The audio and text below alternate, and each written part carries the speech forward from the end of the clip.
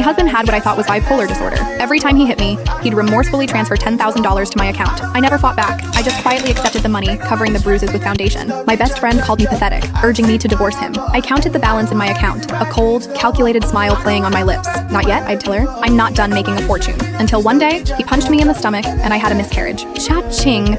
$1,400 received. A mechanical female voice echoed through the empty living room, jarringly loud. I spat out a mouthful of blood, metallic and coppery like rust. Damien sat across from me on the sofa, hands clasped over his head, despair clawing at him. His hair was a mess, tangled from when he'd been frantically raking his fingers through it during his fit. I'm so sorry, Cassie, I'm so sorry, I just couldn't control myself. His voice was choked with tears, trembling like a leaf caught in a storm. I didn't say anything. I just quietly picked myself up off the floor. My knee had hit the table earlier, and the pain was excruciating. It was probably already purple. I walked to the mirror. My left cheek was swollen. 5 distinct finger marks. Angry red, almost purple. Damien hadn't held back his strength in that slap. He genuinely wanted to kill me, or rather, his episode self wanted to kill me. I picked up the concealer, layering it on, coat after coat. The liquid foundation was cold, a stark contrast against the burning wound. The temperature difference jolted me, pulling me back to a grim reality. Damien's heavy footsteps sounded behind me. He wrapped his arms around me from behind, burying his face in the crook of my neck. His tears streamed down, scalding my skin through my shirt, making me flinch. Cassie, hit me back, yell at me, I'm a monster. It's okay. I looked at my reflection in the mirror, my lips curving into a perfectly composed, forgiving, almost saintly smile. I know you're sick. I don't blame you. Damien cried harder, like a child who had done something terribly wrong. He pulled out his phone again. Cha-ching!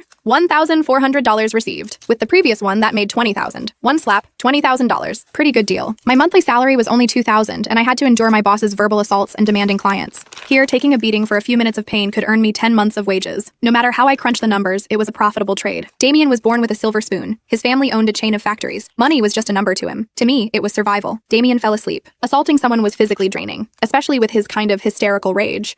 I covered him with the blanket, looking at his sleeping face, which still held a hint of gloom. When he wasn't having an episode, Damien was actually quite handsome. High cheekbones, a straight nose, and eyes that held a deceptive allure, hinting at profound affection. Who would have thought that beneath that attractive exterior lurked a beast? I closed the bedroom door, walked to the balcony, and lit a cigarette. I wasn't much of a smoker. I only lit one when the pain kept me from sleeping. My phone screen lit up. It was a Snapchat from Chloe, my best friend. Still alive? I took a screenshot of my balance and sent it to her. Silence for a moment, then a long voice message came through. Cassie, are you out of your mind? Do you have some kind of masochistic complex? $20,000 is all it takes to buy you off? Don't you know domestic abuse never stops once it starts? What if he kills you one day? Are you going to take those hundreds of thousands to spend in the afterlife? Chloe's scolding was harsh, but I knew she meant well. She was the only one who knew Damien hit me. I blew out a smoke ring, watching the smoke dissipate into the night. I typed back, almost. Almost what? The pig is getting fat. Chloe sent a string of ellipses, probably thinking I was beyond saving. Of course, I wasn't crazy. I was perfectly lucid. More lucid than anyone. I touched my stomach. It was flat, soft, with no sign of life, but I needed it to have one. Damien's bipolar disorder was getting worse.